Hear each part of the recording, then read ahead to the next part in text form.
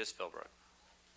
Well, in relation to the Wyandotte County Fair Association thing, I'm volunteering myself, Commissioner Kane, and Commissioner Hal Walker to work on that. There you go. Second. Mike's trying to get out of it. No, she asked. I asked him. Okay.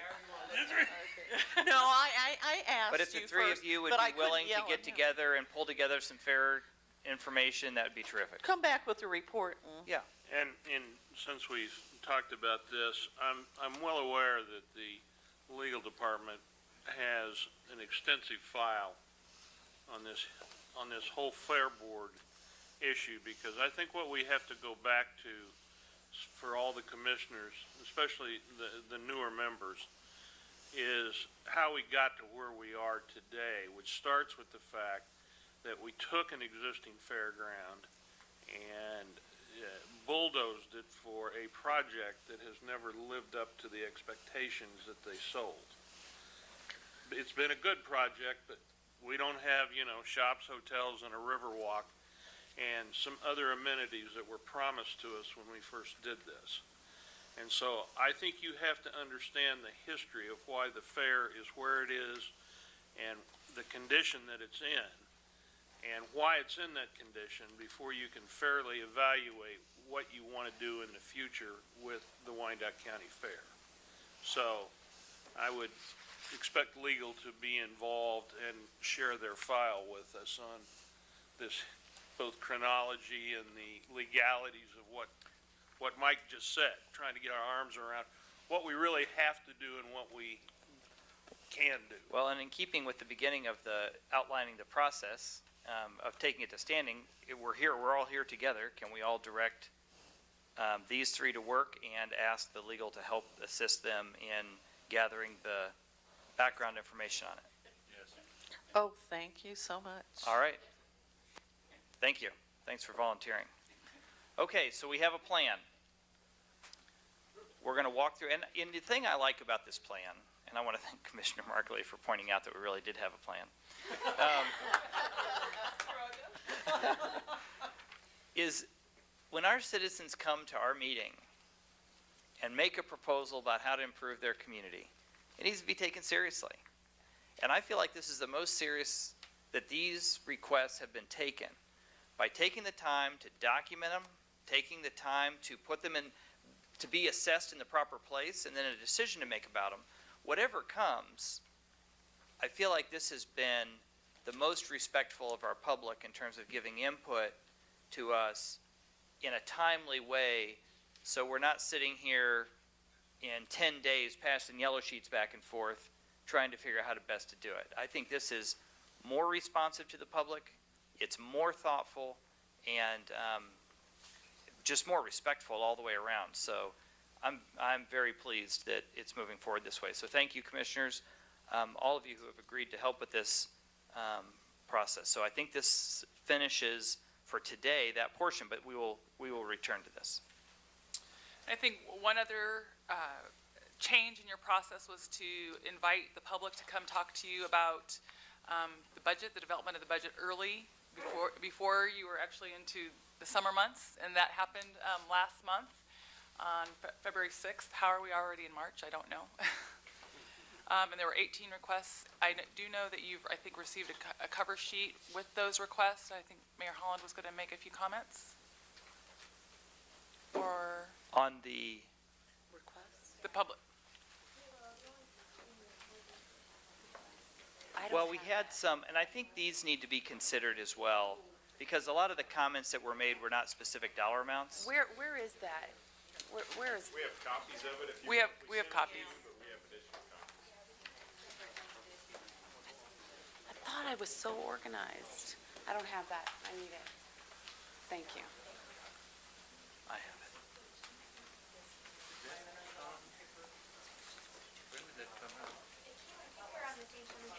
I think it came with my notebook. Was it not included in the notebook? Reggie, did you attach that to your email with the PDF of the What proposals? no, what was on the screen wasn't, no, I have copies of. I did not get just one. on the screen. No, but that's okay. I got one now. All right. Not the So- PowerPoint. So these are folks who came and actually made Presentation. presentations to us, and not all of them filled out a form, and not all of them gave specific direction for funding. They were in support of some issues. So for instance, Mr. Knetter came forward supporting K-State Extension Office and their budget. Now, did K-State I'm trying to remember if K-State Extension requested money in addition to what they've received in the past. I'm just, my head's swirling here, and I'm trying to remember. Mayor, while you're looking at that, also like Bridget Job came forward for the CVB. And I understand that we are the only commission in the metro area that really contributes to our Convention and Visitors Bureau, that we're extensively helpful. Well, and we give a lot of money. We fully fund the CVB from our convention and hotel tax, the portion that we're receiving. Most of it's tied up in star bonds, but for now. That's not a complaint. No, it's a That's positive. a yay-hoo, because, they help bring people to us. That's right. Thank you. So this, in terms of looking through this sheet, there's not any of these, we just need to see it documented of what they are. They're not, any specific request of dollars is in the other report as well. But just to make sure, this is more of a summary minutes to make sure that we've all reviewed those. I think we were all there for that public hearing. Yeah, Commissioner Markley made minutes and passed them to some of us, just for courtesy. And I'll just tell you, I went through it, and most of them do match a funding request. There's only 2 or 3 that don't That have don't, an okay, that's good. attachment. So they have been double covered. Perfect. Okay. Thank you. Okay. Lots of wonderful information shared today, and our goal, as I said about 5.5 hours ago, was to really provide general direction for the staff going into March 20th so that they could bring more specific information to you. That's my general statement. I'm going to turn it over to Doug to tell him what, Doug and the mayor, in terms of specifically what that process looks like. Yeah, I think as we move into the 20th, as we go through all this stuff today, it was to kind of get the refresher back into everyone's minds about, okay, here's all the items, here's some of the new items that we're looking at, and we want to be thoughtful and considerate of.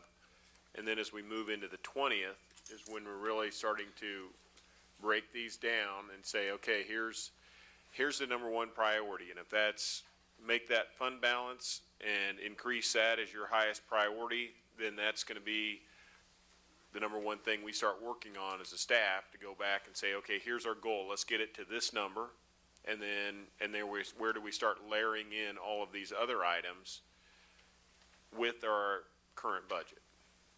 And I think that kind of simplifies it, but I don't know that it's really that much more complicated than that now, because you all spend a lot of time walking through all these different items, and as you lay them out as to which ones, and obviously there's a difference as if you're approving a $200,000 item versus saying let's put $5 million more into the streets, how far everything else falls down on that equation. Mayor?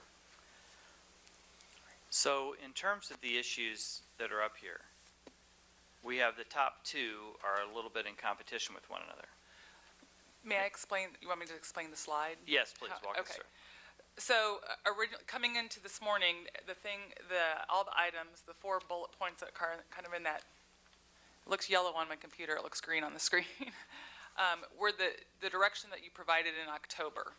Based upon today's discussions and information, I added a couple of things. First of all, I added that second bullet, which is the property tax increase for emergency communications system. That came off of the presentation, which you heard before today, but this morning as well. I then also added to the new issues the increase, the reserve fund. So that was the issue from going from the $775,000 in reserve funds that could be used to lose wish that it be $5 million. One thing that's not on here that I probably should put on here would be the survey, the citizen survey. That would be another issue that came up. So, again, just in general terms, the four yellow/green items were direction given in October. The rest of the items were from the discussion points that were on the agenda and other ones that were raised during our discussion today, so.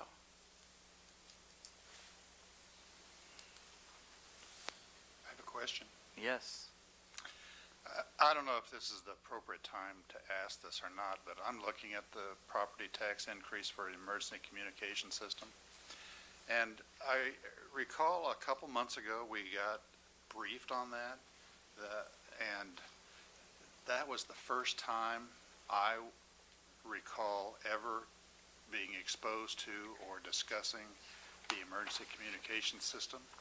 And I came away with the assumption that some previous commission must have authorized all that. And so I was kind of surprised. And now I see that it is a priority for our 2015 budget, and I don't recall us ever saying it was a priority for the 2015 budget. So I guess I would just like to understand a little bit more about the history and how it became such a priority and what the history of that is. That's a really good question, because it's been in the works for a number of years. Yeah. Yeah, it was approved by the commission as part of the 2012 budget. It was part of the CMIP. Funding for it was secured in 2013, and so that would have been done, I believe, Commissioner, you've been serving on the commission since last April? Yes. If that's correct. You have a great memory. And so funding, we did two parts of funding. We did general obligation on temporary notes for approximately $10 million, and then an additional $10 million through the Public Building Commission. Both of those financings were done February, March of 2013. The initial debt service on that, the PBC portion of the debt service, was in the 2014 budget, and the GO financing occurred this February with the initial debt payment in 2015. The project authority to move forward with that project occurred in 2012. McKiernan and then Kane. This is where I think the long-range budget forecasting model that Lou has been developing is really important, because if you were handed that on the first day with some of those reds and green boxes, here's some speed bumps we've already identified, even though you didn't participate necessarily in creating the speed bump, at least you know about it ahead of time, and it would really, I think, improve communication. So I think that in the long run, part of the answer is going to be this long-range budget forecasting model that will give you more information of stuff that is coming up down the road. Kane? Lou, wasn't some of this stuff so we could communicate with the surrounding communities? Yeah. Yes, it helps with that, but it's also our own infrastructure. Probably first and foremost, if we didn't have this, we would lose our ability to communicate with our own radio system because of the changes in the federal communication laws and how that's set across the different airways. Okay, and it's, I guess I knew the answer, I should have said it. The part of the problem, this was indicated, they're old equipment. Somebody would be in a fire, couldn't communicate with somebody outside, and they couldn't have been 30 yards away from them.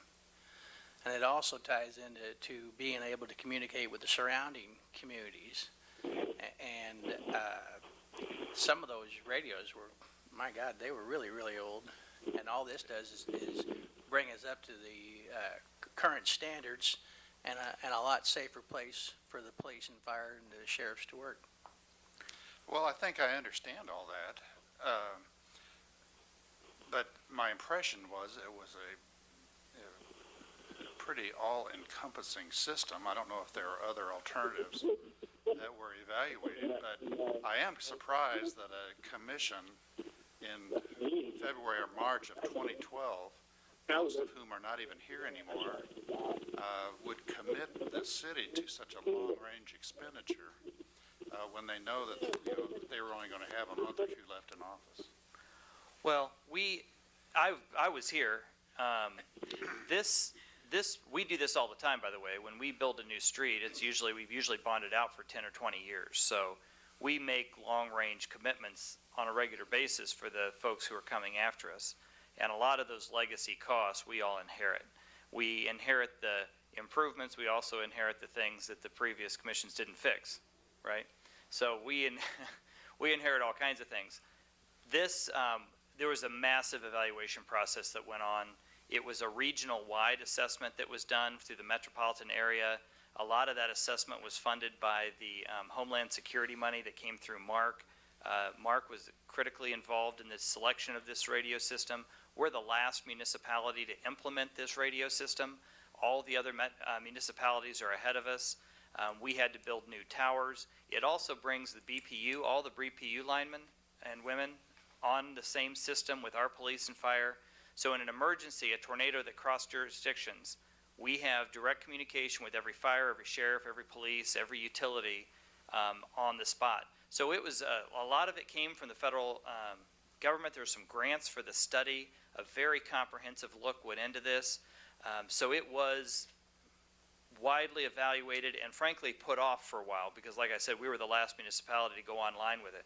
So this was postponed for a long time because of its expense. It was about a $25 million capital investment. This is as big a capital investment as we've done as a community just about since I've been on. Well, short of putting scrubbers on power plants, which is actually 10 times that amount. But this, so this was carefully vetted. The reason why it's a priority for us, we inherited this priority from other commissions. You're exactly correct. We inherited this from other commissions. The question is, the mill levy increase, and this is what I want to talk about in this budget, is it has to go against the county side. The county budget is significantly smaller than the city budget, which means it has less flexibility. And so finding dollars within, $2 million is a higher percentage of the county budget than it is of the city budget, but it had to go on the county side because it's a county-wide program.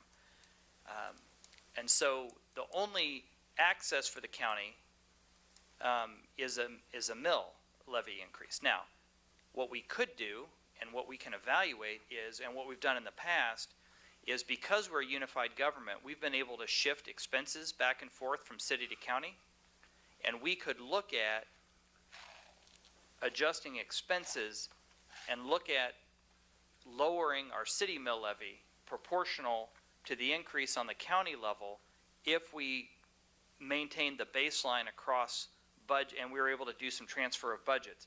Now, that helps the residents of Kansas City, Kansas. It doesn't help Bonner Springs and Edwardsville. So one of the things that's one evaluative tool we have, because we have that money committed to us by the region and by previous commissions that we have to pay. And I think it's a good idea, but it's expensive. So the question then is, I think that's one of the tasks I'd like the administrator to look at. Is there a way to hold the majority of taxpayers whole by lowering one mill levy while we increase the other? I don't know the answer to that. And so we need to think about that. Or maybe 1 and 1 instead of 0 and 2. You know what I'm saying? So I think we just need to be thoughtful about how we do that. But it needs to be on our radar now because it's in this 2015 budget. It's committed, and we're doing it. We've done it. It's been done. So it's past tense. But yeah, it is committed to us by someone else. We can't undo it? No, we can't undo that. We've already bought it. We bought it. We have the equipment. We approved it. We just have to pay for it now. Yeah, Yes. and I sat on the safety committee for Mark for the mayor. We were the last ones to come on, and we didn't do it because we wanted to. We drug our feet so long that it became a necessity. And that's why we got to watch what we're doing with doing these budgets, because the decision we make today are going to affect the commission's 6-8 years down the line. It's like the racetrack. You know, were you two here when we were working on the casino? Yes. Okay. Mercy. You know, we were here for, I don't know how many nights, till midnight, 1 o'clock. And that decision, although was easy once we got going, from here on out, in certain cases, you can see the flat-out benefit from it because of the income that we have coming. But there are other times that you make decisions that you don't necessarily want to do, but it's a necessity and you're required to do it. That's right. It's $2 million, Mayor, It's 2 mills. every year for, How many years is this bonded? We bonded it out. We had to debt service it because we didn't have $25 million in cash. Yeah. How many years is it? 20-year bond? 10-year? No, I think they're 15-year bonds. Yeah, Patty's going back what's to the, it. just tell me the total cost, that would be helpful. 25 million. 25 million. Principal plus interest. Principal The being, principal's just 25 million? Yes. Or does that include the interest? that's principal. Okay. The one more down. There we go.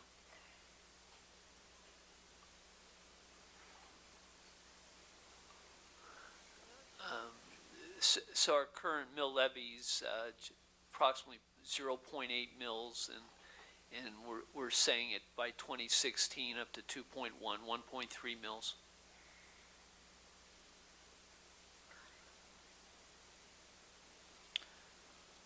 Now, if we had, Lou, a valuation bump and our valuations went up, I think we assumed a slight valuation increase during this time period. but if it If jumped, it jumped, then we wouldn't have to, we could lower that mill back down. Is that right? well, it would have to jump. Be a pretty big jump, but we could reduce the size of that increase. Okay. Commissioner Townsend. Thank you. Could we go back to the last slide that Mr. Lindsay, oh, no, no. No, the one with the priorities.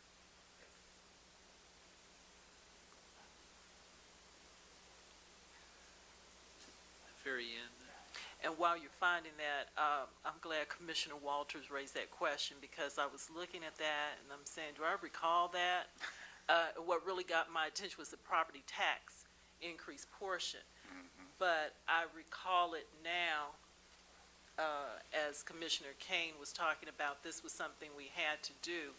I guess what's still throwing me is the juxtaposition of what we're saying at the first line. That's exactly right. And the number 2. That's right. So is this a deal done that taxes then are going up this year? No, this is where we can cut money out of the county side and look at the county budget, or we could look at transfers city-county to try to balance that out, or we could do it as a straight property tax increase. The reality is we have a $1.3 million increase on the county side that has to be accounted for. We have committed a $1.3 million commitment on a capital project for debt service that we have to pay.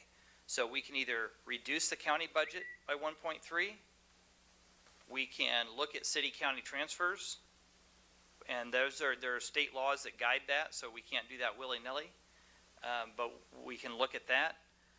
Or we can look at revenue enhancements on the county side, other than property tax increase. And just with what the mayor's saying, you will increase the county debt mill rate by the amount to equal that. That has to go up there. It's just, can we lower the mill rate in the other area? Could be in the county, could be some in the city. Of course, that doesn't affect all the taxpayers the same, but you could lower the equivalent amount of mill rates in the other parts of our funds. So for taxpayers, they look at their bill and they don't really care whether you're collecting in a debt or you're collecting in a county general fund. That's irrelevant to them. They're paying the same dollar. But you have to raise this amount of money in debt because that's where we count for it. Okay, well, that helps me to understand why we're saying that when number 1 and number 2 clearly appear to be at odds on the surface. But if the net change is zero, then fine. The other comment I wanted to make, looking at this list and the priorities, I guess they're not in, well, with the exception of number one, not in any other particular order. But the thing that strikes me, based on what we said in October and from the discussion today, is that the very last thing, from my understanding and what I've heard here today, seems to be the one thing that could generate funds to get us to cover some of these others. So even though there's no 1, 2, 3, 4 necessarily, well, except number one, I would certainly like to see as much emphasis put on achieving the bottom so that we can get to and or cover some of these other things. Thank you. If I could just clarify, I think the header on this slide, and I apologize for that, is a bit misleading. I don't know that I would suggest that all of these can be priorities for the 2015 budget, but these are Considerations. For the 2015 2015 budget And so, considerations. what we're looking for is what would your priorities of this list, what would your priorities be in developing the 2015 budget? I think Commissioner Townsend's observations go right back to why Commissioner Markley and I suggested changing this budget timeline, so we could get these things on the table early enough in the year that we had time to do our best to figure them out and not get these on July 15th, and we've got till August 1st to get it all figured out. So we hope that by buying ourselves a few months in this process, we can get further along toward a better solution. I would hope we would take the position on the 20th to maintain property tax rate at no higher than its current rate. That's what I would hope would be a direction we would come up with, but we're going to decide that. And we'll have a chance to lobby that. But we know we have some fixed costs coming up, and we know we have some challenges. But I would say we have more information on the table this year based on the way the process was set up and the information that's come forward, I feel like I've ever had walking into a budget. Yes, Commissioner Townsend. I just want to say that I appreciate the time and the vision that Commissioner Markley and McKiernan, all of the staff have put into this in helping to synthesize all this and for pushing. I remember last year, that was her battle cry, so to speak.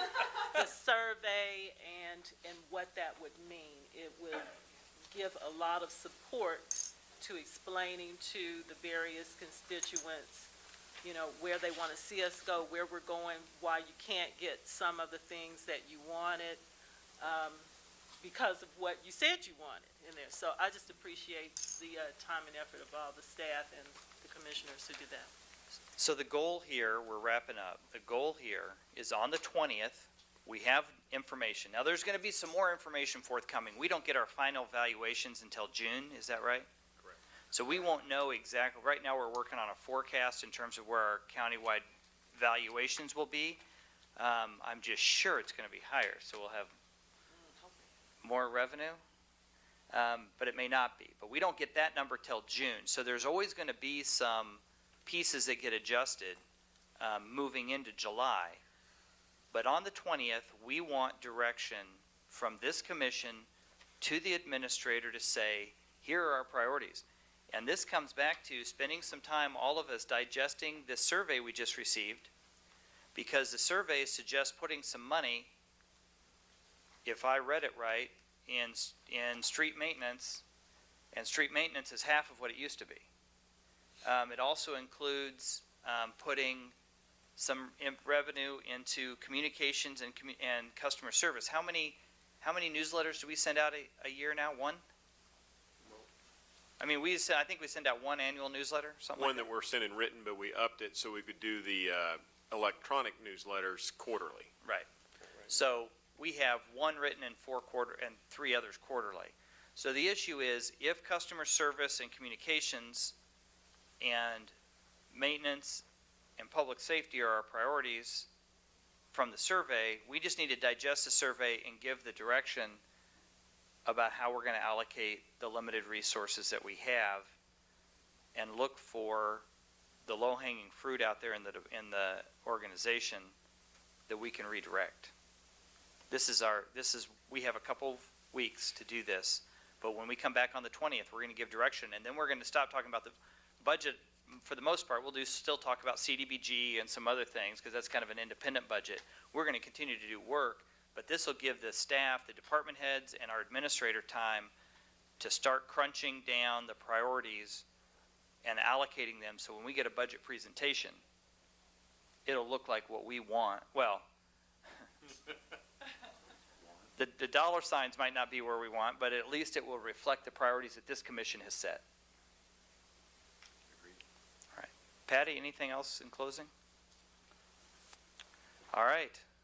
Well, I want to, Doug, do you have any closing comments? Well, I will just say, one, thank you very much for your vote earlier this morning to put me in this position. And I will say this kind of process, I don't know, as a new county administrator, I could ask for better information from a governing body that's sitting down and being so thoughtful about going through this process and clearly setting out their strategies coming forward. And I will probably say, and you know, as I look up here, and I would be surprised if this governing body gave direction to say, well, you're not going to figure out how to do a balanced budget in the radio project and not build it in, but maybe you will surprise me on the 20th. I don't think that's the direction we'll get. But I mean, going through this list of what items, because what it really sets on the table for you all, and as Commissioner Walters points out, you go through this thing one time in the summer and you have the information presented to you, it just doesn't resonate, and you remember, oh yeah, we committed that there's going to be another $1.3 million need coming out of our budget next year. So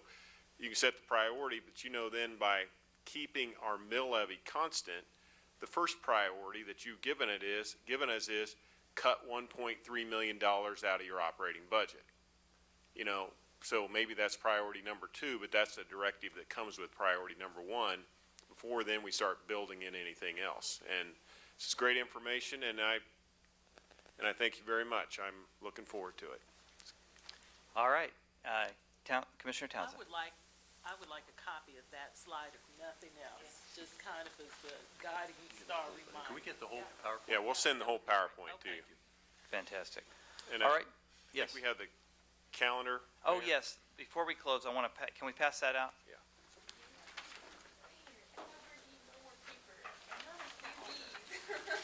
We'll email it to you. We don't have it in a slide. What we need is it on a slide here, so we can email it to you. Okay. I agree with that. We need to get this. Lovely party. We have it. Administrator Bach. I'm sorry? Administrator Bach, can you please email this to all of the commissioners? Thank you. Yes, we will. Thank you. Okay, just to run through this quickly to give you an update on where we are in terms of our meetings. March 8th strategic plan. March 13th next week is, I don't know why it's not on here, but next week we are having the ICMA come in on the 13th to do their presentation. The 20th is a full commission meeting, and that is the one at 5 o'clock. We will meet ahead of that in a special session to finalize budget priorities that we've been talking about today. March 27th, Planning and Zoning, we have police awards. April 10th, Code of Ethics discussion and Charter Ordinance discussion requested by Walker and Murguia. That is on the agenda for April 10th. April 24th. And Maddox, thank you. Sorry. Thank you. And on the 24th, we have CDBG. We're going to do a couple things. We're going to do our quarterly litigation update in executive session, which just keeps us apprised of different issues that are before us in terms of litigation, and an executive session on labor negotiations. But we will also spend the bulk of that day going over our CDBG. So that gives you kind of a target date to pull together all the CDBG information. June 5th, the next one, June 5th, is Commissioners Philbrook and Maddox are on our workforce development. That actually is a question mark. It's when that program is ready to report to us, we'll move it forward. It may or may not be on June 5th. Notes below. The TIF report was presented to the Standing Committee If you want that report, it was presented officially to this, you have it. Everybody gets the agendas. Everybody gets the agenda, so you have it. If you have any questions about that report, the standing committee had an opportunity to go over it, but if you have any individual questions about it, reach out to the administrator, and we'll get a 3-on if there's a couple of commissions that want it, if you weren't in that dialogue. And could I add one thing? Yes? You know, pursuant to our discussion in standing committee, staff is going to go back and consider some specific either additions or clarifications or updates to the policy to make it clearer and more prescriptive in terms of commission direction on TIF. So that topic is not closed. It's going to come back again. Did the standing committee give them direction on the delinquent TIFs and what to do about them? We specifically asked them to come back to us with recommendations on what recourse we have on each of the delinquent TIFs. Okay, good. Other things that are moving through the standing committee, animal control, we're looking at moving to standing committee. Utility line insurance program is going to go to standing committee, and so that gives you some other updates. This sheet includes all of the requests for topics that I've received from the commission. So if you have new requests that come forward, get them to me. We'll get them on the calendar.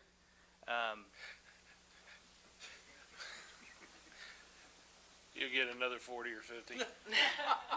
I mean, I'm not saying you have to. Anyway, anything else today before we're adjourned? All right, please take all of your paper with you. We are adjourned. That's just a reminder. That's just a reminder that we talked about.